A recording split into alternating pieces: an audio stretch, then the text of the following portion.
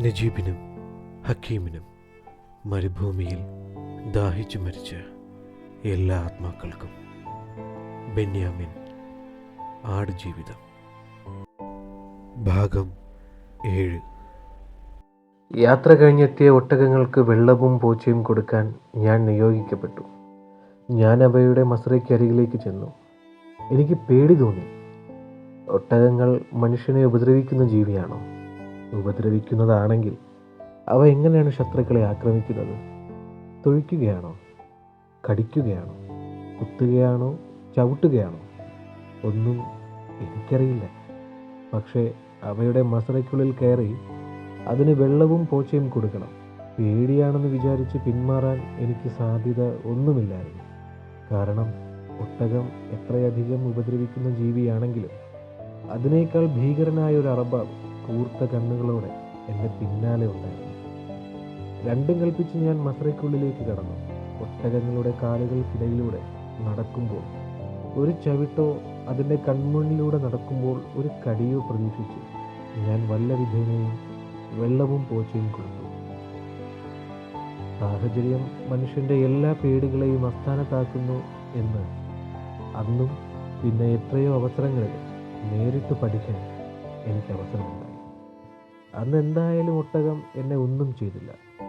4 തൊട്ടിയിൽ വെള്ളം, 4 തൊട്ടിയിൽ പോച്ച, 2 തൊട്ടിയിൽ ഗോതമ്പ്, 3 തൊട്ടിയിൽ കച്ചി മുഴുവൻ ഞാൻ തനിച്ച ഒട്ടകത്തിന് വിളമ്പേണ്ടി വന്നു. അത് കഴിഞ്ഞപ്പോഴേക്കും എൻ്റെ നടു ശരിക്കും ഒടിഞ്ഞു പോയിരുന്നു. എന്നെ ഒന്ന് സഹായിക്കാൻ നോട്ടം കൊണ്ടും ആംഗ്യം കൊണ്ടും യാചന കൊണ്ടും ഞാൻ ഭീകരരൂപിയോട് അഭ്യർത്ഥിച്ചു. അയാൾ സഹായിക്കാനായി എഴുന്നേറ്റപ്പോഴൊക്കെ അറബാബ് അവനെ തടഞ്ഞു. ഞാൻ ചന്തി കഴുകാൻ ഇത്തിരി വെള്ളമെടുത്തതിൻ്റെ ശിക്ഷയായിരുന്നു അതെന്ന് അപ്പോഴേ എനിക്ക് മനസ്സിലായുള്ളൂ. വർദ്ധിച്ച ക്ഷീണത്തോടെ ഞാൻ വീണ്ടും ഭീകരരൂപിയുടെ കട്ടിലിനടുത്ത് പോയിരുന്നു. കിതപ്പും ക്ഷീണവും പതിയെ ഒടുങ്ങിയപ്പോൾ എനിക്ക് വിശക്കാൻ തുടങ്ങി. കുറച്ചു മുൻപ് ഭീകരരൂപി എനിക്ക് തന്ന കുബൂസ് കട്ടിലിനടിയിൽ ഇരിപ്പുണ്ടായിരുന്നു. പിന്നെ ഞാനൊന്നും ചിന്തിച്ചില്ല.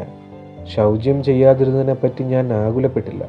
വൃത്തിയെപ്പറ്റി ഞാൻ വേവലാതിപ്പെട്ടില്ല. ആ ഇരിപ്പിലിരുന്ന് മുഴുത്ത 4 കുബൂസുകൾ ഞാൻ വെള്ളം മുക്കി അടിച്ചു. പിന്നെ ആർത്തിയോടെ 2 മൊന്ത വെള്ളം ഉള്ളിലേക്ക് വീഴ്ത്തി. തിന്നു കഴിഞ്ഞപ്പോൾ അറബാബ് എന്നെ കൂടാരത്തിനടുത്തേക്ക് വിളിച്ച് എന്തൊക്കെയോ ഗുണദോഷിച്ചു, വഴക്ക് പറഞ്ഞു. എല്ലാം ഞാൻ തലകുനിച്ചു നിന്ന് കേൾക്കുന്നതായും മനസ്സിലാവുന്നതായും അഭിനയിച്ചു. എനിക്കൊന്നും മനസ്സിലായില്ലെങ്കിലും ചെയ്തു പോയ അപരാധത്തിൻ്റെ വലിപ്പം എനിക്ക് ബോധ്യപ്പെട്ടു. ഇനി അല്പനേരം വിശ്രമ സമയമാണ്. ഇത്തിരി തണലിന് വേണ്ടി ഞാൻ 4 പാടും പരതി. എങ്ങും തണൽ എന്നൊരു വസ്തുവില്ല. വെയിൽ മാത്രം, കത്തുന്ന ചൂട് മാത്രം. ഇനി ഇത്തിരി തണലുള്ളത് അറബാബിൻ്റെ കൂടാരത്തിനുള്ളിലാണ്. അയാളത് സുൽത്താൻ്റെ കൊട്ടാരം പോലെ ആരെയും അകത്ത് കടത്താതെ സൂക്ഷിച്ചിരിക്കുകയാണ്. അതിനുള്ളിലേക്ക് നൂണ് കയറാൻ എനിക്ക് ധൈര്യം പോരായിരുന്നു.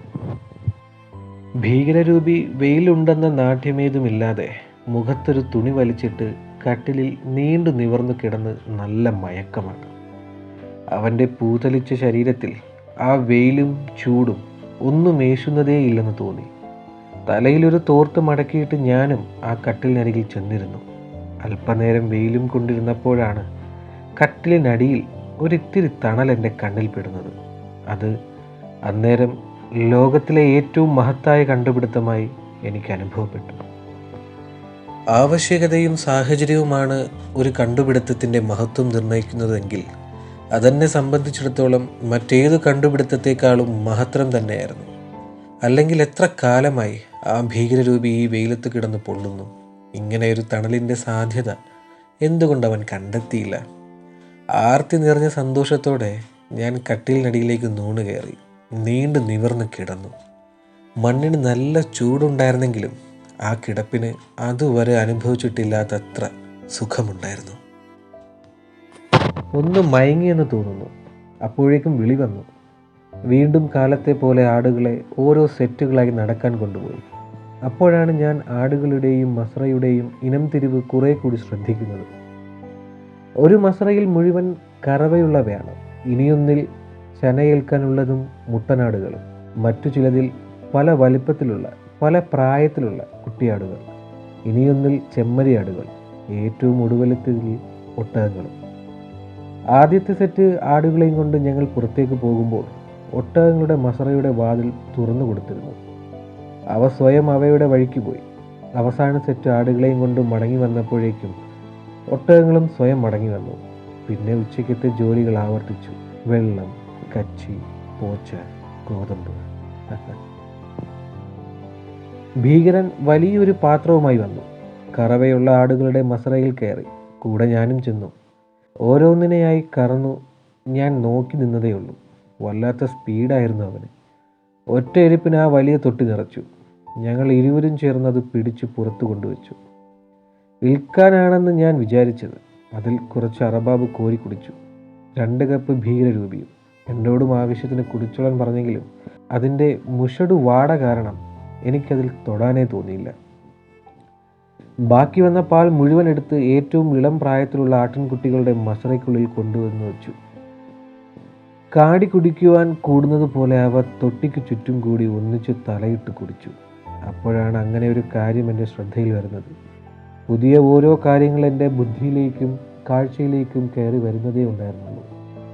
പാൽ കുടിക്കുന്ന ആട്ടിൻകുട്ടികൾ പോലും തള്ളയോടൊപ്പമല്ല കൂട്ടിലിടുന്നത്. കുട്ടി വേറെ, തള്ള വേറെ. ഒരാട്ടിൻകുട്ടിയെയും തള്ളയുടെ മുലയിൽ നിന്ന് നേരിട്ട് കുടിക്കാൻ അനുവദിക്കില്ല. എല്ലാത്തിനും കറന്നു കൊടുക്കുകയാണ്. അതും ഒന്നിച്ച് ഒരു തൊട്ടിയിൽ.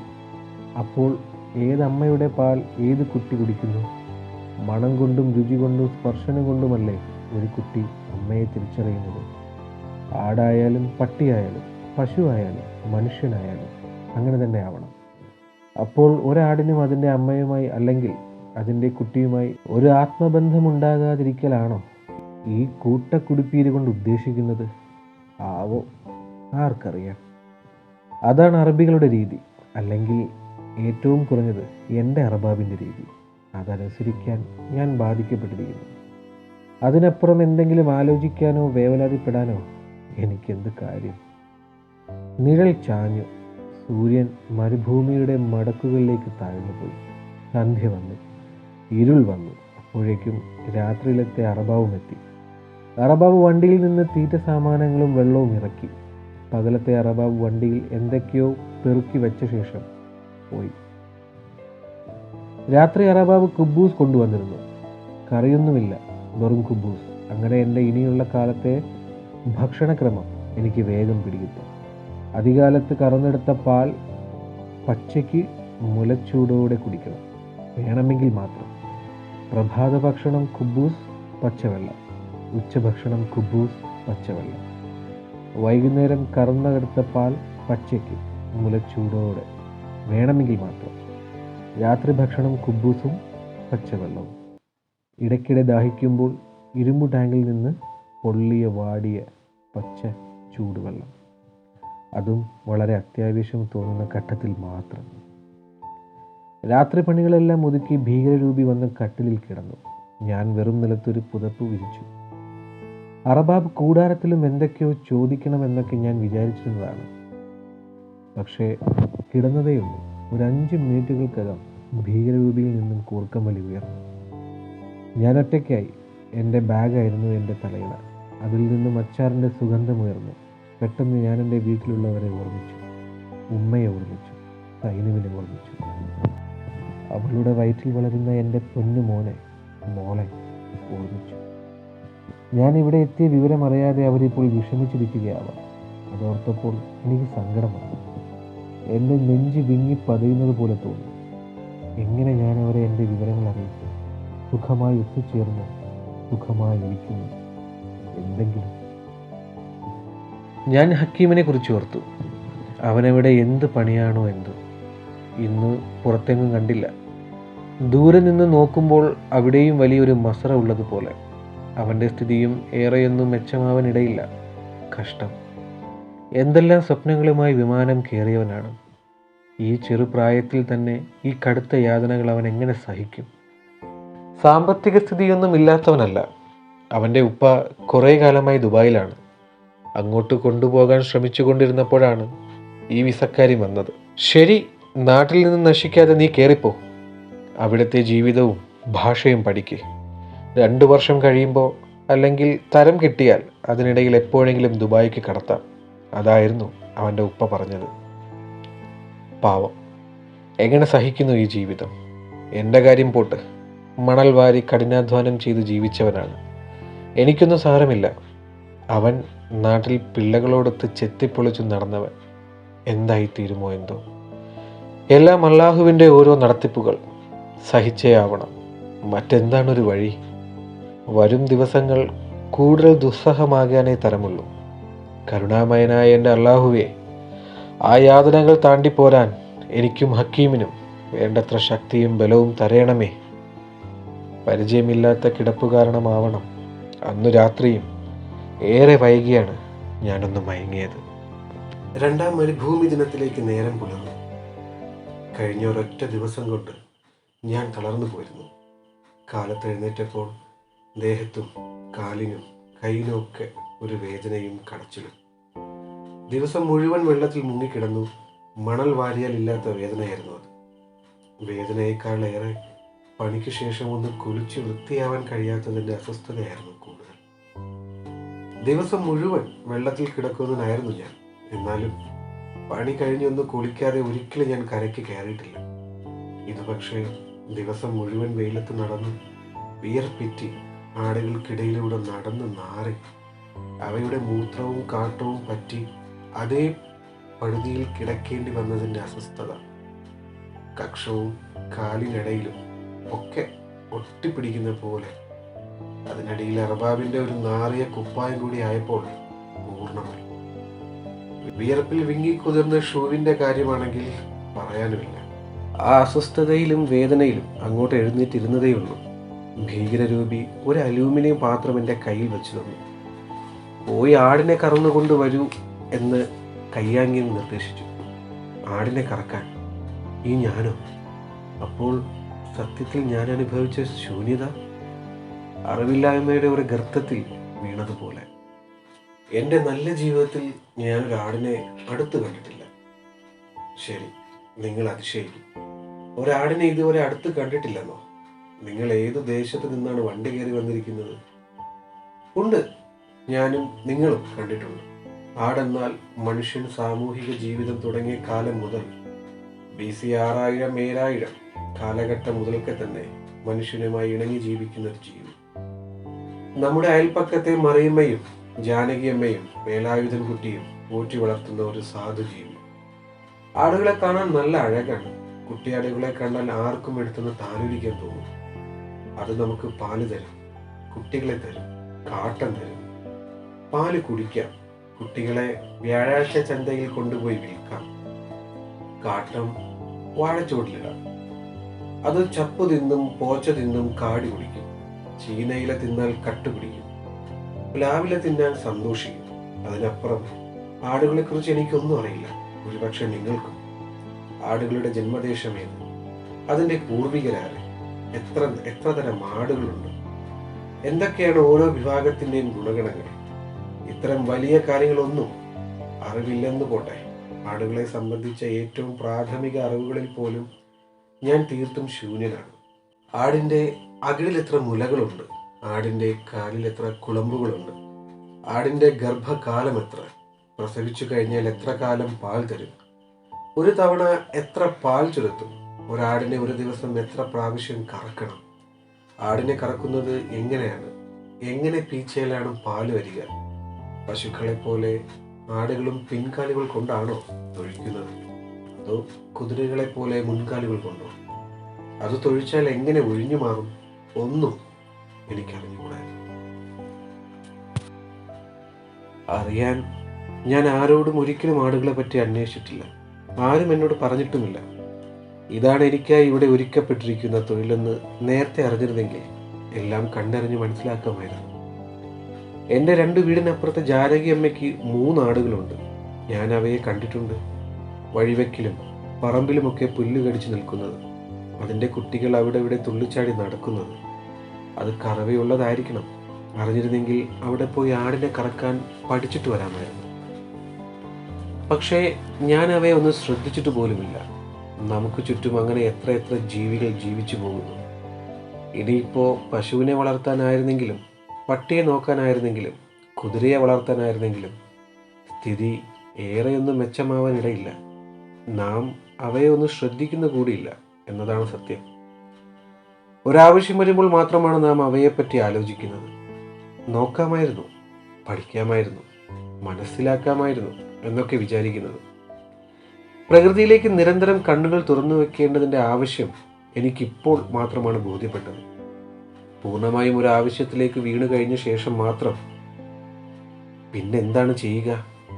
എല്ലാവരും ചെയ്യുന്നത് അതുകൊണ്ട് തന്നെ വിജയിക്കാൻ ഏറെ പ്രയാസപ്പെടേണ്ടി വരുന്നതുമായ ആവശ്യത്തിൽ നിന്ന് കാര്യങ്ങൾ സ്വയം ഗ്രഹിച്ചെടുക്കുക എന്ന നിലയിൽ ഞാൻ എത്തിച്ചേർന്നു.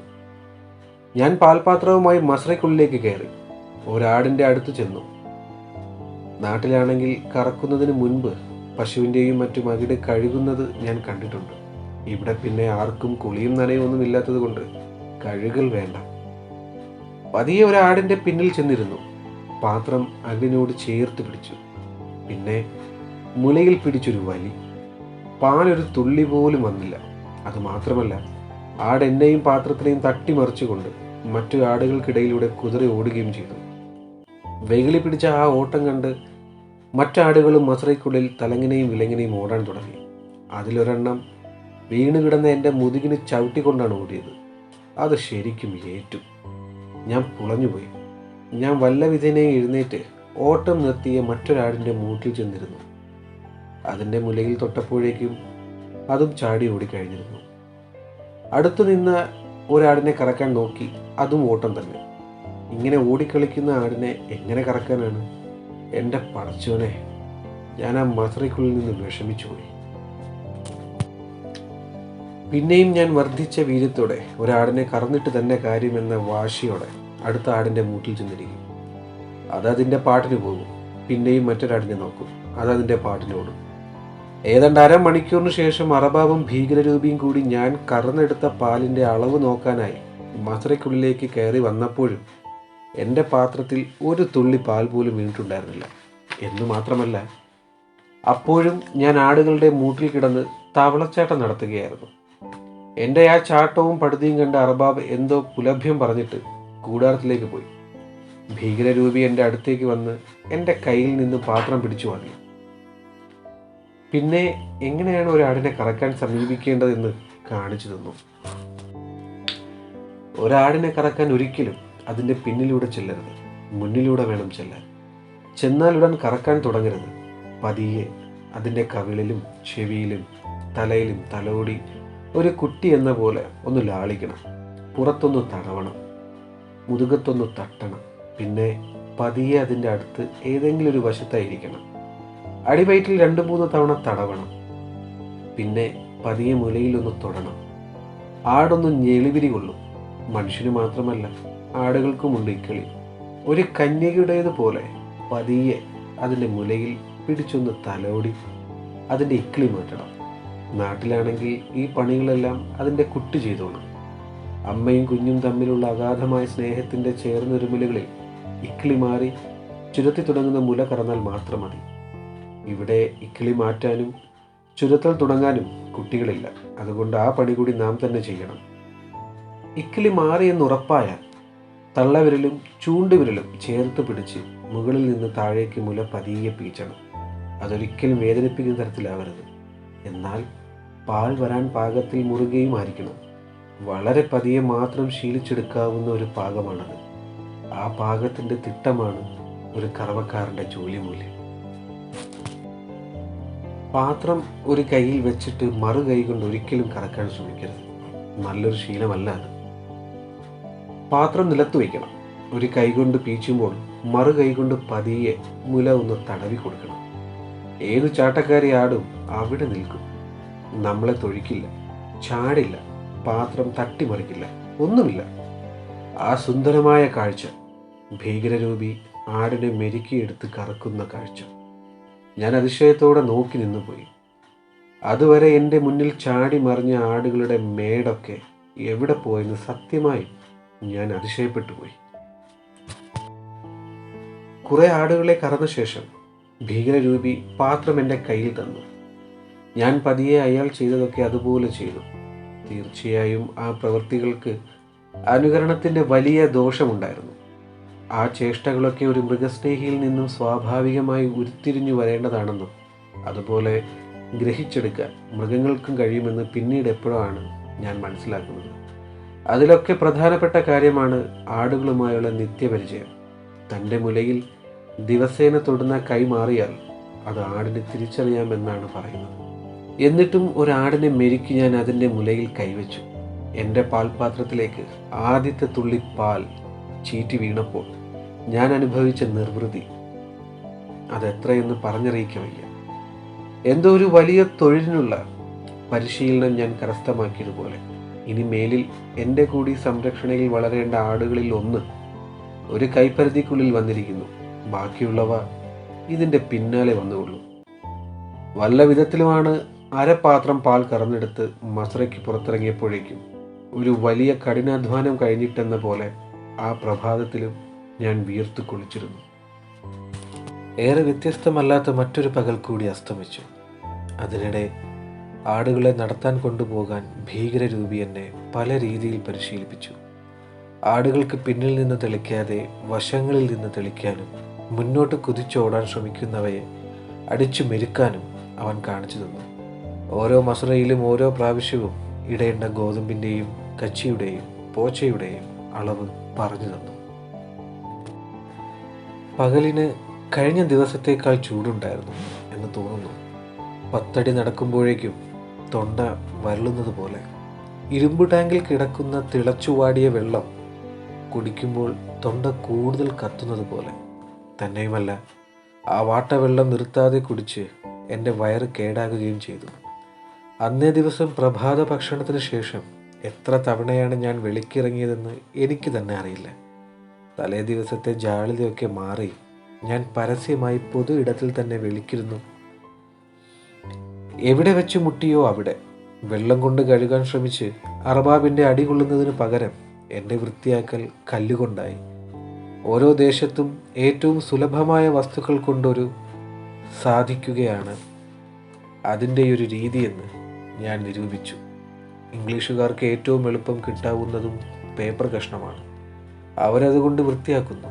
നമുക്ക് വെള്ളം, അതുകൊണ്ട് മാത്രം നമ്മൾ വെള്ളം കൊണ്ട് വൃത്തിയാക്കുന്നു. എനിക്കിപ്പോൾ സുലഭം കല്ലായിരുന്നു. കല്ലെങ്കിൽ കല്ല്, അതായിരുന്നു അപ്പോഴത്തെ എൻ്റെ നിലപാട്. ഉച്ച തിരിഞ്ഞപ്പോൾ വല്ലാത്ത ആവിയായിരുന്നു. ദേഹം മുഴുവൻ പുഴുങ്ങുന്നത് പോലെ. തളർച്ചയും കൂടി, വയറിളക്കത്തിൻ്റെ ക്ഷീണം കൂടി ആയപ്പോൾ പൂർണ്ണമായി. കാര്യങ്ങൾ ഞാൻ അർബാബിനോടും ഭീകരരൂപിയോടും വിവരിച്ചു. പക്ഷേ എൻ്റെ വേലയ്ക്ക് ഒരു കുറവും സംഭവിച്ചില്ല. ക്ഷീണവും തളർച്ചയും ഒന്നും അർബാബ് ശ്രദ്ധിച്ചതുകൂടിയില്ല. പണിയോട് പണി മാത്രം. വൈകുന്നേരമായപ്പോഴേക്കും കഞ്ഞിപ്പശ വീണതുപോലെ ദേഹം ഒട്ടുന്നുണ്ടായിരുന്നു. ഒന്ന് കുളിക്കാഞ്ഞിട്ട് പറഞ്ഞറിയിക്കാൻ വയ്യാത്ത അസ്വസ്ഥതയും പുകച്ചിലും. ആടുകൾക്ക് കുടിക്കാൻ കൊണ്ടുപോയ വെള്ളത്തിൽ ഇത്തിരി അർബാബ് കാണാതെ എടുത്ത് ഞാൻ മുഖവും കൈയും ഒന്ന് കഴുകിയെന്ന് വരുത്തി. എന്നാലും വെള്ളം തൊടാത്ത ദേഹത്തിൻ്റെയും കക്ഷത്തിൻ്റെയും ഗൃഹ്യപ്രദേശത്തിൻ്റെയും അസ്വസ്ഥത തന്നെയായിരുന്നു. എല്ലാം സഹിച്ചാണ് ഞാൻ കിടക്കയിലേക്ക് പോയത്. കിടക്ക എന്ന് പറയുമ്പോൾ പെട്ടെന്ന് എനിക്കെന്തോ കിടക്ക കിട്ടിയെന്നൊന്നും വിചാരിച്ചു കളയല്ലേ. എൻ്റെ ഇപ്പോഴത്തെ കിടക്ക വെറും നിലത്ത് പൂഴിമണ്ണാണ്. ആകെ ഒരു കട്ടിലുള്ളത് ഭീകരരൂപി കൈവശപ്പെടുത്തിയിരിക്കുന്നു. അതിനടിയിൽ എൻ്റെ ബാഗുണ്ട്. അതിൽ നിന്ന് ഞാനൊരു പുതപ്പ് വലിച്ചെടുക്കും. നിലത്ത് മണ്ണിൽ വിരിക്കും. ഇപ്പോൾ തന്നെ അത് മുഷിഞ്ഞു കഴിഞ്ഞിരിക്കുന്നു. എന്നാലും നിലത്ത് നല്ല പൊടിമണൽ ഉണ്ടെങ്കിലും ഇടയ്ക്കിടെയുള്ള ചെറു കല്ലുകൾ ദേഹത്ത് കൊണ്ടുകയറും. സുഖമില്ലാത്തൊരു കിടപ്പ്. അല്ലെങ്കിൽ തന്നെ അത്തരമൊരു സാഹചര്യത്തിൽ ഏതെങ്കിലും ചെറു സുഖമെങ്കിലും പ്രതീക്ഷിക്കുന്ന ഞാൻ തന്നെയാണ് മണ്ടൻ. ഏറെ ക്ഷീണമുണ്ടെങ്കിലും കിടപ്പിനൊരു സുഖമില്ലെങ്കിൽ എനിക്ക് ഉറക്കം വരില്ല. ഞാൻ വെറുതെ ചിന്തിച്ചു കിടന്നു. സത്യത്തിൽ ആ ചിന്തയിൽ പെട്ടെന്ന് നാടും വീടും സൈന്യവും ഉമ്മയും എൻ്റെ പിറക്കാൻ പോകുന്ന മകനും മകളും ഒക്കെ കടന്നു വരേണ്ടതാണ്. സങ്കടങ്ങളും ആധികളും കടന്നു വരേണ്ടതാണ്. ജീവിതവും വിധിയും കടന്നു വരേണ്ടതാണ്. പക്ഷേ എന്തോ മരിച്ചു മറുലോകത്തെത്തിക്കഴിഞ്ഞവനെ പോലെ ആ ചിന്തകളൊക്കെ എനിക്ക് അന്യപ്പെട്ടു പോരുന്നു. അത്രയും പെട്ടെന്നോ എന്ന് നിങ്ങൾ ആകാംക്ഷപ്പെട്ടേക്കാം. അതെ, അതെ എന്നാണ് എൻ്റെ ഉത്തരം. ബന്ധപ്പെടുവാൻ സാഹചര്യവും അവസരവും ഇല്ലാതായി എന്ന് പൂർണ്ണമായും ബോധ്യപ്പെടാൻ എടുക്കുന്ന കാലതാമസമാണ് നമ്മെ പലപ്പോഴും അതേ ചിന്തയിൽ തളച്ചിടുവാൻ പ്രേരിപ്പിക്കുന്നത്. എനിക്കൊരു ദിവസം കൊണ്ട് ബോധ്യപ്പെട്ടു എന്നേ ഉള്ളൂ. ആകുലപ്പെട്ടിട്ടും ആശങ്കപ്പെട്ടിട്ടും ഒരു കാര്യവുമില്ല. ആ ലോകം എനിക്ക് അന്യമായി കഴിഞ്ഞിരിക്കുന്നു. ഇനി എനിക്ക് എൻ്റെ പുതിയ ലോകം, ഈ ലോകത്തിൻ്റെ വ്യവസ്ഥകൾക്ക് ഞാൻ വിധിക്കപ്പെട്ടിരിക്കുന്നു. അതിൻ്റെ ആകുലതകളിലേക്ക് ഞാൻ ആഴ്ന്നു വീണിരിക്കുന്നു. ഇനി ആ ജീവിത ദൂരങ്ങളോട് പരമാവധി താതാത്മ്യപ്പെടുക എന്നതാണ് എൻ്റെ ഏറ്റവും അഭികാമ്യം. അത്രമാത്രമാണ് വല്ല വിധേനയും ജീവിതം തുടരാനുള്ള ഏക മാർഗം. ഇല്ലെങ്കിൽ ആകുലതകൾ പെരുകിയോ സങ്കടങ്ങളിൽ മുങ്ങിയോ ഞാൻ എവിടെയെങ്കിലും വീണടിഞ്ഞു പോകുമായിരുന്നു. എന്നെപ്പോലെ ഇവിടെ അകപ്പെട്ടുപോയ ഓരോ മനുഷ്യനും ഇങ്ങനെയൊക്കെ ആവാം ജീവിതത്തെ അതിജീവിച്ചത്, അല്ലേ? എങ്കിൽ പിന്നെ ആ രാത്രി ഞാൻ എന്തിനെ പറ്റിയാവും ഓർത്തു കിടന്നതെന്ന് നിങ്ങൾക്ക് ഊഹിക്കാനാവുമോ? പിറ്റേന്ന് കാലത്ത് മസ്രയിലെത്തി ആടിനെ കറക്കുന്നതിനെ പറ്റി. ഭീകരരൂപി മെരുക്കിയതുപോലെ ആടുകളെ മെരുക്കിയെടുത്തൊരു പാത്രം നിറയെ പാലുമായി മസ്രയിൽ നിന്ന് പുറത്തു വരുന്നതും അത് കണ്ട് അറബാബിന്റെ മുഖം തെളിയുന്നതും, ഞാൻ ഒറ്റയ്ക്കൊരു മസ്രയിലെ ആടുകളെ നടത്താൻ കൊണ്ടുപോയി തിരികെ വരുന്നത്. ഈ സ്വപ്നങ്ങളൊക്കെ എങ്ങനെ യാഥാർത്ഥ്യമാക്കാം? അതിനുവേണ്ടി എന്തൊക്കെ മുൻകരുതലുകൾ എടുക്കണം? ഇന്നത്തെ എൻ്റെ പിഴവുകൾ എന്തൊക്കെയായിരുന്നു? അതെങ്ങനെ തിരുത്താം? ഞാൻ ഇന്നലകളെക്കുറിച്ച് വ്യാകുലപ്പെടുകയോ നാളകളെക്കുറിച്ച് ആകാംക്ഷപ്പെടുകയോ ചെയ്തില്ല. ഇന്നിനെ എങ്ങനെ നേരിടാം എന്ന് മാത്രം ചിന്തിച്ചു. എൻ്റെ മസ്ര ജീവിതം മുഴുവൻ അങ്ങനെയായിരുന്നു എന്ന് തോന്നുന്നു. അതേ കിടപ്പിൽ കിടന്ന് ഞാൻ അതുവരെ പഠിച്ചെടുത്ത അറബി വാക്കുകളും അവയുടെ അർത്ഥങ്ങളും ഒന്ന് വേർതിരിച്ചെടുക്കാൻ ശ്രമിച്ചു. ദിവസം 2 ആയിട്ടുള്ളൂ, പക്ഷേ അതിനകം ആവശ്യത്തിലധികം വാക്കുകൾ ഞാൻ പഠിച്ചു കഴിഞ്ഞു എന്ന് എനിക്ക് തോന്നി. ഞാൻ പഠിച്ച വാക്കുകളും അവയ്ക്കുള്ള അർത്ഥങ്ങളും നിങ്ങൾക്കായി. അറബാബ് രക്ഷകൻ, മസറ ആടുകളുടെ കിടപ്പാടം, ഖുബൂസ് എനിക്കിവിടെ കിട്ടാവുന്ന ഒരേയൊരു ആഹാരം, മായിൻ ഏറ്റവും ദുർലഭവും വളരെ സൂക്ഷിച്ചുപയോഗിക്കേണ്ടതുമായ ഒരു ദ്രാവകം. അതിനെ വെറുതെ വെള്ളം എന്ന് വിശേഷിപ്പിച്ച് കേരളീകരിക്കല്ലേ. നമുക്ക് വെള്ളത്തിനോട് തോന്നുന്ന നിസ്സാരത്വമല്ല അറബാബിന് മായിനോടുള്ളത്.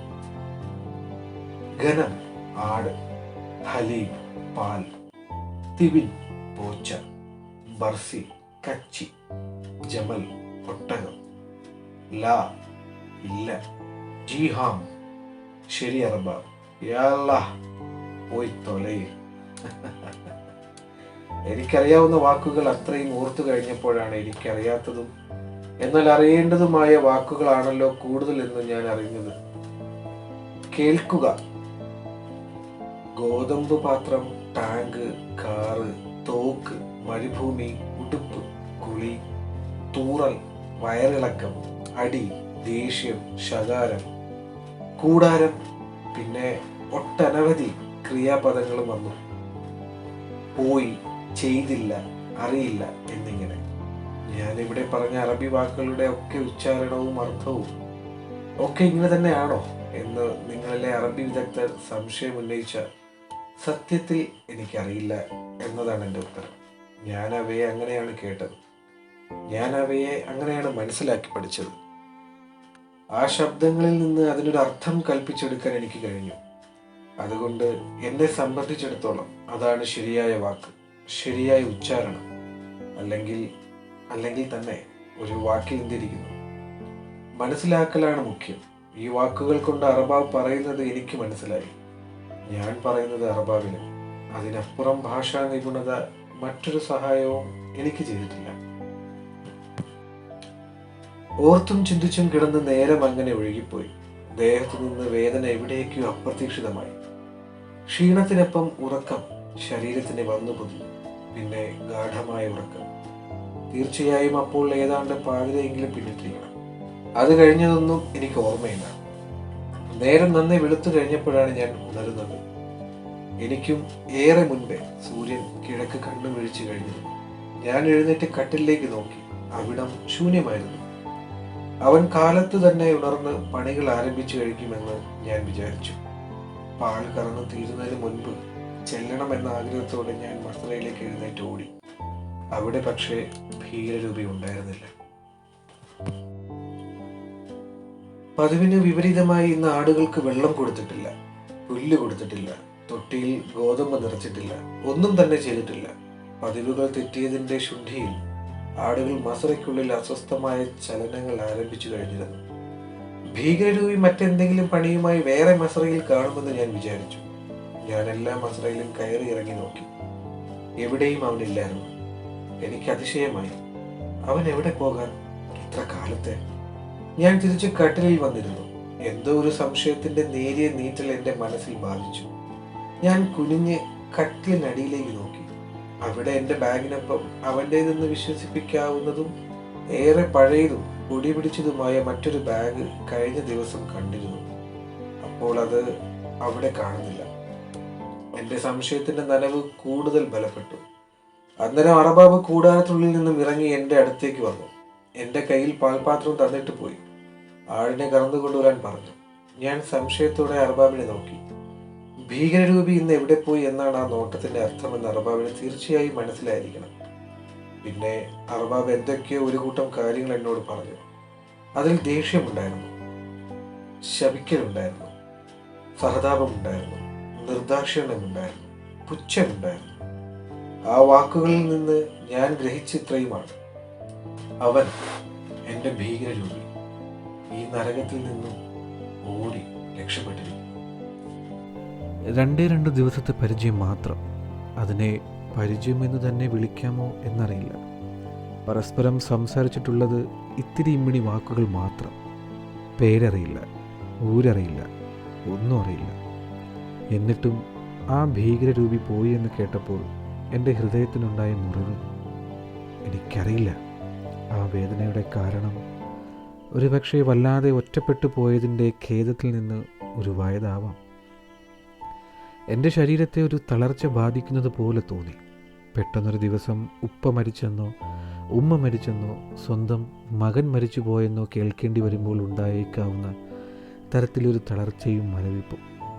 എന്നാൽ അത് പറഞ്ഞിട്ട് തിരിച്ചു പോകുന്ന അറബാബിന് ഒരു ഭാവവ്യത്യാസവുമില്ല. അവൻ പോയി എന്നാൽ പോയി എന്നു മാത്രം. എങ്ങോട്ട് പോയി, എങ്ങനെ പോയി, ആരുടെ കൂടെ പോയി? വേണ്ട, ഒന്നും അയാൾക്കറിയേണ്ടതാത്തതുപോലെ. പെട്ടെന്ന് അതെനിക്ക് പ്രതീക്ഷയുടെ ഒരു പ്രകാശം നാളമാണ് സമ്മാനിച്ചത്. നാളെ ഒരിക്കൽ ഞാൻ പോയി എന്ന് കേട്ടാലും അറബാബ് ഇങ്ങനെ പ്രതികരിക്കൂ: ഭീകരരൂപി പോയാൽ നജീബുണ്ട്, ഇനി നജീബ് പോയാൽ വേറെ ആരെങ്കിലും, അത്രമാത്രം. 1 ദിവസത്തെ അറബാബിൻ്റെ ഭാവവും പടുതിയും കണ്ടപ്പോൾ എനിക്ക് ഇങ്ങനെയൊന്നുമല്ല തോന്നിയത്. തോക്കെടുത്ത് ആകാശത്തേക്ക് വെടിവെക്കുന്നു, ബൈനോക്കുലർ നീട്ടി അതിൻ്റെ ദൂരപരിധി കാണിച്ചു തരുന്നു. ഞങ്ങൾ പുറത്തു പോകുമ്പോഴൊക്കെ വണ്ടിക്ക് മുകളിൽ കയറിയിരുന്ന് ഞങ്ങളുടെ സഞ്ചാരങ്ങൾ വീക്ഷിക്കുന്നു. ഏറെ ദൂരെ പോയി എന്ന് തോന്നിയാൽ വണ്ടിയെടുത്ത് പിന്നാലെ വന്ന് ഞങ്ങൾക്ക് ചുറ്റും റോന്തു ചുറ്റുന്നു. ഒരിക്കലും ഈ നരകത്തിൽ നിന്നും പുറത്തു പോകാൻ അയാൾ അനുവദിക്കില്ല എന്നാണ് ഞാൻ അപ്പോഴൊക്കെ കരുതിയത്. ഭീകരരൂപിയുടെ ഓരോ പ്രവൃത്തിയിലും ആ പേടിയും കരുതലും ഞാൻ ശ്രദ്ധിച്ചിരുന്നു. അവൻ എനിക്ക് പറഞ്ഞു തന്ന അല്ലെങ്കിൽ തരാൻ ശ്രമിച്ച വാക്കുകളിലും ആ ഭീതിയാണ് എനിക്ക് കാണാൻ കഴിഞ്ഞത്. എങ്ങും പോകാൻ ശ്രമിക്കരുത്, ശ്രമിച്ചാൽ ഇയാൾ നിന്നെ കൊന്നുകളയും. ദാക്ഷിണ്യമില്ലാത്തവനാണ്, ക്രൂരനാണ്, ദയാരഹിതനാണ്. പക്ഷേ എല്ലാം പറഞ്ഞിട്ട് അവൻ രക്ഷപ്പെട്ടിരിക്കുന്നു. കള്ളൻ. ഞാൻ വരുന്നത് കാത്തിരിക്കുകയായിരുന്നു, എല്ലാം എന്നെ ഏൽപ്പിച്ചിട്ട് രക്ഷപ്പെടാൻ. ഞാനൊരു വിധത്തിലും രക്ഷപ്പെടാൻ ശ്രമിക്കരുത്. അതിനുവേണ്ടിയാണ് ഈ കള്ളങ്ങളെല്ലാം എന്നോട് വിളമ്പിയത്. നോക്ക്, അറബാബ് എത്ര ശാന്തൻ. പൊതുവെയുള്ള ദേഷ്യപ്പെടലുകളൊന്നുമില്ല. പോയെങ്കിൽ പോട്ടെ എന്നൊരു ഭാവം മാത്രം. എനിക്ക് സന്തോഷമായി. 1, ഭീകരരൂപി ഈ കഷ്ടപ്പാടിൽ നിന്നും വല്ല വിധേനയും രക്ഷപ്പെട്ടിരിക്കുന്നു. 2, നാളെ ഒരിക്കൽ എനിക്കും ഇതേ വിധം രക്ഷപ്പെടാം. 3, അതായിരുന്നു ഏറ്റവും പ്രധാനം. ഇത്ര ദിവസം ഭീകരരൂപി കൈയടക്കി വെച്ചിരുന്ന കട്ടിൽ എൻ്റെ സ്വന്തമാകാൻ പോകുന്നു. എൻ്റെ നിലത്ത് കിടപ്പ് അവസാനിക്കാൻ പോകുന്നു. എനിക്കും രക്ഷപ്പെടാം എന്നൊരു തോന്നൽ വന്നതോടെ വല്ലാത്തൊരു ഉന്മേഷം വന്നു നിറഞ്ഞതുപോലെ ഞാൻ പാൽപാത്രവുമായി മസ്രയിലേക്ക് ഓടി. കുറച്ച് ആടുകളെ കറന്നു. തീർച്ചയായും എൻ്റെ ശീലമില്ലായ്മ അവിടെ നന്നായി പ്രതിഫലിച്ചു. എന്നാലത് കഴിഞ്ഞ ദിവസത്തേക്കാൾ ഭേദമായിരുന്നു. ആടുകളിൽ നിന്ന് അത്രയധികം തൊഴിയൊന്നും കിട്ടിയുമില്ല. കഴിഞ്ഞ ദിവസത്തെ ഒരു തുള്ളി പാൽ പോലും കിട്ടാതിരുന്നതിൽ നിന്നും ഞാൻ ഏറെ വളർന്നിരിക്കുന്നു. 2 ദിവസം കൊണ്ട് അതിനെ ഒരു വൻ മുന്നേറ്റമായി തന്നെ കാണണം. എന്നാലും അത് ഭീകരരൂപിക്ക് ഒപ്പമെത്തിയെന്ന് ധരിക്കരുത്. കറന്നെടുക്കുന്നതിൽ കുറച്ചെടുത്ത് പതിവ് പോലെ അറബാബിന് കുടിക്കാൻ കൊടുത്തു. ബാക്കി കൊണ്ടുപോയി കുട്ടികളുടെ മസറയിൽ വെച്ചു കൊടുത്തു. പിന്നെ പിടിപ്പത് പണിയായിരുന്നു. കഴിഞ്ഞ ദിവസങ്ങളിൽ 2 പേർ ചെയ്തിരുന്ന പണി എനിക്ക് ഒറ്റയ്ക്ക് ചെയ്യേണ്ടി വന്നു. ഒട്ടകങ്ങൾക്ക് തീറ്റ കൊടുക്കുന്നത് അഴിച്ചുവിട്ടു. മസറയിൽ വേണ്ട പുല്ലും ഗോതമ്പും പോച്ചയും ഇട്ടുകൊടുത്തു. തൊട്ടികളിൽ വെള്ളവും നിറച്ചു. അതിനിടെ വെള്ളവുമായി ടാങ്കർ ലോറി വന്നു. ടാങ്കിൽ വെള്ളം നിറയ്ക്കാൻ അയാളെ സഹായിച്ചു. പോച്ചക്കെട്ടുകളുമായി ട്രെയിലർ വന്നു. അതിറക്കാൻ അവരെ സഹായിച്ചു. ഓടി ഓടി നടുവൊടിഞ്ഞിട്ടും പണി എങ്ങും എത്തിയില്ല. എന്നും കാലത്ത് ആടുകളെ നടക്കാൻ കൊണ്ടുപോകുന്ന സമയമായിട്ടും നിഴൽ നോക്കി സമയം ഗണിക്കാൻ ഞാൻ തുടങ്ങിയിരുന്നു. പകുതി മസ്രയിൽ പോലും പുല്ലിട്ട് കഴിഞ്ഞിരുന്നില്ല. കൂടാരത്തിലിരുന്ന് അറബാബ് എൻ്റെ പണികളെല്ലാം കാണുന്നുണ്ടായിരുന്നെങ്കിലും സമയമായപ്പോൾ ആടുകളെ പുറത്തു കൊണ്ടുപോകാതിരുന്നതിന് എന്നെ ശാസിച്ചു. എല്ലാം കൂടി ഒറ്റയ്ക്ക് ഇത്രയൊക്കെ പറ്റൂ എന്ന് ഞാൻ മലയാളത്തിലൊരു കാച്ചു കാച്ചി. അറബാബ് സ്വന്തം ബെൽറ്റിൻ്റെ മടക്ക് കൊണ്ടാണ് എനിക്കതിന് മറുപടി തന്നത്. ഭാഷ പ്രശ്നമല്ലാത്ത ഒരു മറുപടി, പുറമടി, ഒരടി. ഞാൻ പുളഞ്ഞുപോയി. എനിക്ക് തോന്നുന്നത് അടുത്ത 6 മാസത്തേക്ക് അതിൻ്റെ നീറ്റലും മുറിവും എൻ്റെ പുറത്തുണ്ടായിരുന്നു എന്നാണ്. തിരിഞ്ഞു നടക്കുമ്പോൾ അറബാബ് എന്തോ ഒന്ന് പറഞ്ഞു. കഴിഞ്ഞ ദിവസം വരെ ഒരാൾ ഒറ്റയ്ക്ക് ചെയ്ത പണികൾ തന്നെ ഇത് എന്നായിരുന്നു അതെന്ന് എനിക്കും നിശ്ചയമായി മനസ്സിലായി. ചില നേരത്ത് ഏത് അപരിചിത ഭാഷയും നമുക്ക് നന്നായി മനസ്സിലാവും, നന്നായി വഴങ്ങും. ഞാൻ കരഞ്ഞുകൊണ്ട് ഓടിപ്പോയി ബാക്കി പണികൾ ചെയ്തു. അതിനിടെ അന്ന് പ്രഭാത ഭക്ഷണം കഴിക്കാൻ പോലും നേരം കിട്ടിയില്ല. അറബാബ് എന്നെ അതിനുവേണ്ടി വിളിച്ചതുമില്ല. 2 മസ്രയിലെ ആടുകളെ നടത്താൻ കൊണ്ടുപോയിട്ട് വന്നതേയുള്ളൂ. അറബാബ് എന്നെ വിളിച്ചു. വളർച്ച മുറ്റിയ ആടുകളെ ചന്തയിലേക്ക് കൊണ്ടുപോകാൻ വണ്ടി വന്നിരിക്കുന്നു. മുഴുത്തവയെ നോക്കി പിടിച്ചു വണ്ടിയിൽ കയറ്റണം. വണ്ടിയുമായി വന്നിരിക്കുന്നത് എൻ്റെ മൂത്ത അറബാബാണ്. സഹായിക്കാനാണെങ്കിൽ മറ്റാരുമില്ല. ഞാൻ ആട്ടിൻ കൊറ്റയിലേക്ക് കടന്നു. അറബാബുമാർ 2 കൂടി പുറത്തുനിന്ന് ഒരാടിനെ നോക്കി ആദി എന്ന് ചൂണ്ടും.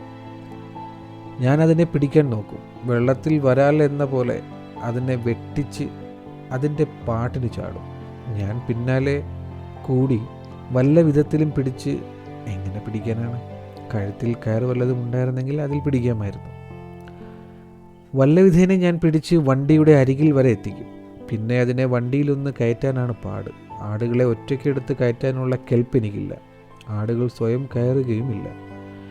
ഓരോന്നിനെയും വല്ല വിധത്തിലും ഉന്തിയും തള്ളിയും ഞാൻ കയറ്റി. അതിനുവേണ്ടി ഞാൻ ചിലവാക്കിയ ഊർജവും സമയവും എത്രയെന്ന് എനിക്ക് തന്നെ അറിയില്ല. 2-3 എണ്ണത്തിനെ വണ്ടിയിൽ എത്തിച്ചപ്പോഴേക്കും ഞാൻ തളർന്നു പോരുന്നു. എന്നാൽ അറബാബുമാർ പിന്നെയും പിന്നെയും എന്നെ മസ്രയിലേക്ക് ഓടിച്ചു. അവർ മസ്രയിലേക്ക് ചൂണ്ടി ആദി അബിയദ് എന്ന് പറയും. എനിക്കത് എന്താണെന്നൊന്നും മനസ്സിലായില്ല. ഞാൻ അടുത്ത് കാണുന്ന കറുത്ത ആടാണെന്ന് കരുതി അതിനെ പിടിക്കാൻ നോക്കും. ഹിമാർ, മാഫ് യാസ്വദ്, അബിയദ് അബിയദ് എന്ന് അറബാബ് ചീറും. അതിനെയല്ല എന്ന് കരുതി ഞാൻ മറ്റൊരു ആടിനെ പിടിക്കാൻ നോക്കും. ഹിമാർ, മുഖ് മാഫി ഇന്ദി, ആദി അബിയദ്. അറബാബ് തലക്കടിക്കും. പിന്നെ പല തെറ്റുകൾക്കൊടുവിൽ മാത്രമേ കാണുന്ന വെള്ളമുട്ടനെ പിടിക്കാനാണ് അറബാബ് പറയുന്നതെന്ന് എനിക്ക് മനസ്സിലായുള്ളൂ. അതിനെ വലിച്ചിട്ടുവന്ന് വല്ല വിധത്തിലും വണ്ടിയിൽ കയറ്റും. പിന്നെയും മസ്രയിലേക്ക് ഓടും. അറബാബ് അസ്വദ് എന്ന് പറയും. ഞാൻ ഏതെങ്കിലും മണ്ടത്തരം കാണിക്കും. ഒടുവിൽ അറബാബ് ഉദ്ദേശിച്ച കറുത്ത ആടിനെ പിടിച്ചു കൊടുക്കും. അങ്ങനെ ഒരു 20 ആടിനെ പിടിച്ചു കഴിഞ്ഞപ്പോഴേക്കും ഞാൻ തളർന്നു വീണു കഴിഞ്ഞിരുന്നു. ഞാൻ സ്വയമോ ആരെയെല്ലാമോ ഒക്കെ ശപിച്ചു. കൂടെ ഉണ്ടായിരുന്ന ഒരുത്തൻ ഓടിപ്പോയതിന് എനിക്ക് കിട്ടിയ പ്രതിഫലം, നടു ഒടിക്കുന്ന പണി, ഒരിക്കലും മറക്കാത്ത ഒരടി, ഉച്ചനേരം വരെ മുഴുപട്ടിണിയും. ഒറ്റയ്ക്കൊരു ജീവിതത്തെ നേരിടാൻ, ഒറ്റയ്ക്കൊരു തൊഴിൽ പരിശീലനം നേടിയെടുക്കാൻ, ഒറ്റയ്ക്ക് ഒരു ജീവിത സമൂഹത്തെ പരിരക്ഷിക്കാൻ, ഒറ്റയ്ക്കൊരു സാഹചര്യവുമായി പൊരുത്തപ്പെടാൻ ഞാൻ പഠിക്കുകയായിരുന്നു. അതെന്തെങ്കിലും ധീരമായ ഒരു തീരുമാനത്തിൻ്റെ ഭാഗമൊന്നും ആയിരുന്നില്ല. പകരം തീർത്തും നിവൃത്തികേട് കൊണ്ട്. എല്ലുമുറിയെ പണി ചെയ്താൽ മാത്രമേ ദാഹത്തിന് ഇത്തിരി വെള്ളമെങ്കിലും കിട്ടൂ എന്ന് വന്നാൽ എല്ലുമുറിയെ അല്ല, മരണം വരെ പണിയെടുക്കാൻ ആരും തയ്യാറാവും. ആദ്യത്തെ 2 ദിവസം ഭീകരരൂപിയോടൊപ്പം പണികൾ ചെയ്തപ്പോൾ ആവർത്തിക്കുന്ന വേലകൾ വെല്ലുവിളിക്കൊന്നുമില്ല. വേഗം സ്വായത്തമാക്കാം എന്നൊരു ആത്മവിശ്വാസമായിരുന്നു എൻ്റെ മനസ്സ് നിറയെ. ആടിനെ കറക്കുന്നതും നടത്താൻ കൊണ്ടുപോകുന്നതും മാത്രമായിരുന്നു ഇത്തിരിയെങ്കിലും പരിശീലനം വേണ്ട ഒരു വേലകൾ. ബാക്കിയെല്ലാം ഏത് കണ്ണുപൊട്ടലും ചെയ്യാവുന്നത്. വേണ്ടത് ഇത്തിരി ആരോഗ്യം മാത്രം. അതായിരുന്നു എൻ്റെ കാഴ്ചപ്പാട്. എന്നാൽ ദിവസങ്ങൾ പിന്നിടുന്തോറും ആടുകളുടെ ജീവിതവുമായി ബന്ധപ്പെട്ട്, ആട് വളർത്തലുമായി ബന്ധപ്പെട്ട്, ഒട്ടകങ്ങളുടെ ദിനചര്യകളുമായി ബന്ധപ്പെട്ട് എനിക്ക് പുതിയ പുതിയ നിരവധി കാര്യങ്ങൾ സ്വയം പഠിക്കേണ്ടി വന്നു. സാഹചര്യമാണ് മനുഷ്യനെ എന്തിനും പ്രാപ്തനാക്കുന്നത്. ഒരു ദിവസം പതിവ് പോലെ ആടുകളെയും കൊണ്ട് നടക്കാൻ ഇറങ്ങിയതാണ്. ഞാൻ എത്തിയിട്ട് അപ്പോൾ ഏകദേശം ഒരാഴ്ചയായി കാണും. അത്രേ ആയിട്ടുള്ളൂ. അതിലൊരാട് ഗർഭിണിയായിരുന്നു. നടക്കാൻ ഇറങ്ങിയപ്പോൾ മുതൽ അതിനൊരു മന്ദതയും ക്ഷീണവും ഞാൻ ശ്രദ്ധിച്ചിരുന്നു. സൈനുവിനെ പോലെ ഗർഭാലസ്യം എന്നേ ഞാൻ വിചാരിച്ചുള്ളൂ. അതിനെ കൊണ്ടുപോകണോ എന്ന് അർബാബിനോട് ചോദിച്ചു. കൊണ്ടുപോയിക്കൊള്ളാൻ അർബാബ് തലയുമാട്ടി. ഏതാണ്ട് പാതി വഴിയിൽ എത്തിക്കാണും. ആട് വഴിയിൽ ഒരിടത്തേക്ക് മാറി കിടപ്പായി. ഞാൻ അങ്കലാപ്പോടെ അതിൻ്റെ അരികിൽ നിന്നു. ഇത്തിരി കഴിഞ്ഞപ്പോൾ അത് അലയ്ക്കാനും പുളയ്ക്കാനും തുടങ്ങി. അപ്പോൾ മാത്രമേ അതിന് പ്രസവവേദന ആയിരിക്കും എന്നെനിക്ക് ഊഹിക്കാൻ കഴിഞ്ഞുള്ളൂ. വല്ല വിധത്തിലും അതിനെ നടത്തി മസ്രയിൽ എത്തിക്കാൻ ഞാനൊരു ശ്രമം നടത്തി നോക്കിയെങ്കിലും 2-4 ചുവട് നടന്ന ശേഷം അത് ആ മരുഭൂമിക്ക് നടുവിൽ വീണ് കിടന്നു. അതിനിടെ ബാക്കി ആടുകൾ ഏറെ മുന്നിലേക്ക് ഓടി അലഞ്ഞു തിരിയാൻ തുടങ്ങിയിരുന്നു. കൂട്ടം ചേർന്ന് നടക്കുന്ന അത്രയും നേരം ആടുകൾ അതിൻ്റെ ഒരു അടക്കം കാണിക്കും. എങ്ങനെയെങ്കിലും ഒന്ന് വഴിതെറ്റിപ്പോയാൽ, കൂട്ടം ശിഥിലമായി പോയാൽ തീർന്നു. പിന്നെ അവയ്ക്ക് അതിൻ്റെ ജന്മവാസന ഇളകും. 16,000 വർഷങ്ങളായി മനുഷ്യനോട് ഇണങ്ങി ജീവിക്കുന്ന ജീവിയാണെങ്കിലും തരം കിട്ടിയാൽ തൻ്റെ വന്യ സ്വഭാവത്തിലേക്ക് മടങ്ങിപ്പോകുന്ന ഒരേയൊരു വളർത്തു മൃഗമാണ് കോലാടുകൾ. അതുകൊണ്ട് തന്നെ ഒരിക്കലും ഇവറ്റകളെ കൂട്ടം വിടാതെയും വഴിതെറ്റിക്കാതെയും നോക്കിക്കൊള്ളാമെന്നാണ് എൻ്റെ ഭീകരരൂപി എനിക്ക് ആദ്യ ദിവസം തന്നെ കർശന നിർദ്ദേശങ്ങളിൽ തന്നത്. 1. ഇപ്പോൾ നോക്കുമ്പോൾ 9 ആടുകൾ ഉള്ളത് 50 വഴികളായി കഴിഞ്ഞു. ഒരെണ്ണം വഴിയിൽ പ്രസവിക്കാനും കിടക്കുന്നു. ഞാൻ അന്നേരം അനുഭവിച്ച ഒരു മാനസികാവസ്ഥ. അതിനെ അവിടെ വിട്ടേച്ച് ബാക്കിയുള്ളവയുടെ പിന്നാലെ പോകണമോ, ബാക്കിയുള്ളവ എവിടെയെങ്കിലും ചുറ്റിക്കറങ്ങട്ടെ എന്ന് കരുതി പ്രസവിക്കാൻ കിടക്കുന്നതിൻ്റെ കൂടെ നിൽക്കണമോ? ഒടുവിൽ 99നെയും വിട്ട് ഒന്നിനെ അന്വേഷിച്ച് പുറപ്പെടുന്ന ഇടയൻ്റെ ഉപമ ഓർത്തുകൊണ്ട് പ്രസവിക്കാനായി കാത്തു കിടക്കുന്ന ആടിൻ്റെ അടുത്ത് നിൽക്കാൻ ഞാൻ തീരുമാനിച്ചു. ഒരാടിൻ്റെ എന്നല്ല, ഒരു മൃഗത്തിൻ്റെയും പ്രസവം ഞാൻ കണ്ടിട്ടില്ല. അതിൻ്റെ രീതികൾ എനിക്കറിയില്ല. പ്രസവിക്കുമ്പോൾ എന്തു സഹായമാണ് ഒരു മൃഗത്തിന് വേണ്ടതെന്ന് എനിക്കറിയില്ല. എൻ്റെ വീട്ടിൽ പശു, ആട്, പട്ടി, പൂച്ച എന്നിങ്ങനെ വളർത്തു മൃഗങ്ങളൊന്നുമില്ല. അയൽവക്കങ്ങളിൽ ഒന്നും നോക്കാൻ പോയിട്ടുമില്ല. അതുകൊണ്ട് തന്നെ വെറുതെ ഒരു കാഴ്ചക്കാരനെ പോലെ നോക്കി നിൽക്കുകയായിരുന്നു അപ്പോഴത്തെ എൻ്റെ നിയോഗം. അല്പനേരം കഴിഞ്ഞപ്പോൾ ഒരാടിൻ്റെ തല എനിക്ക് കാണാനായി വന്നു. ഞാൻ പേടിയോടെയാണ് ആ വരവ് നോക്കിയത്. പതിയെ പതിയെ വേദനയുടെ സർവ്വ തീയും വിഴുങ്ങി ആ കുട്ടി പുറത്തേക്ക് വീഴുമെന്നായപ്പോൾ ഞാൻ അറിയാതെ ഓടി മുന്നോട്ട് ചെന്ന് അതിനെ താങ്ങി പിടിച്ചു. പക്ഷേ അതിൻ്റെ ദേഹത്തെ വഴുവഴുപ്പിൽ എനിക്കൊന്നും ചെയ്യാൻ കഴിഞ്ഞില്ല. എൻ്റെ കയ്യിൽ നിന്നും തെറിച്ച് അത് താഴേക്ക് തന്നെ വീണു. എവിടെ നിന്നോ ആ പഴയ അറിവ് എൻ്റെ ഉള്ളിൽ പെട്ടെന്ന് മിന്നി. മാച്ച് നീക്കണം. ഞാൻ ആട്ടിൻകുട്ടിയുടെ ദേഹത്തെയും മുഖത്തെയും മാച്ച് പതിയെ കൈകൊണ്ട് തുടച്ചു കളഞ്ഞു. എന്നേക്കാൾ ബോധവതിയായിരുന്നു അതിൻ്റെ അമ്മ. നിമിഷ നേരം കൊണ്ട് തള്ളയോട് അതിനെ നക്കി കുളിപ്പിച്ച് ഒരുക്കി. ആടിൻ്റെ വളർച്ച എത്ര പെട്ടെന്നാണ്! അടുത്ത നിമിഷം ആട്ടിൻകുട്ടി എഴുന്നേറ്റ് നിൽക്കാൻ ശ്രമാരംഭിക്കുകയും അതിൽ വിജയിക്കുകയും ചെയ്തു. അത് പതിയെ അതിൻ്റെ അമ്മയുടെ മുലയിലേക്ക് നീങ്ങി. അതൊരാണാടായിരുന്നു എന്ന് ഞാൻ കണ്ടു. ആ നിമിഷം അതുവരെ ഉണ്ടായിരുന്ന എല്ലാ കെട്ടുകളെയും പൊട്ടിച്ച് മനസ്സ് നാട്ടിലേക്ക് കുതറിയോടി. അതിൻ്റെ വേഗം പറഞ്ഞറിയിക്ക വയ്യ. അത്രയും ദിവസം ഞാൻ മറന്നു കിടന്നതൊക്കെ എൻ്റെ മനസ്സിലേക്ക് ഓടി ഇരമ്പി ഓർത്തു വന്നു. എൻ്റെ സൈന ഗർഭിണിയാണ്. അവൾ ഏത് നിമിഷവും പ്രസവിക്കാം എന്ന അവസ്ഥയിലാണ് ഞാൻ നാട് വിട്ടു പോരുന്നത്. അവളെപ്പറ്റി പിന്നെ ഒന്നും ഞാൻ അറിഞ്ഞില്ല. ഇതൊരു പക്ഷേ ഒരു ശുഭ സൂചനയാവാം.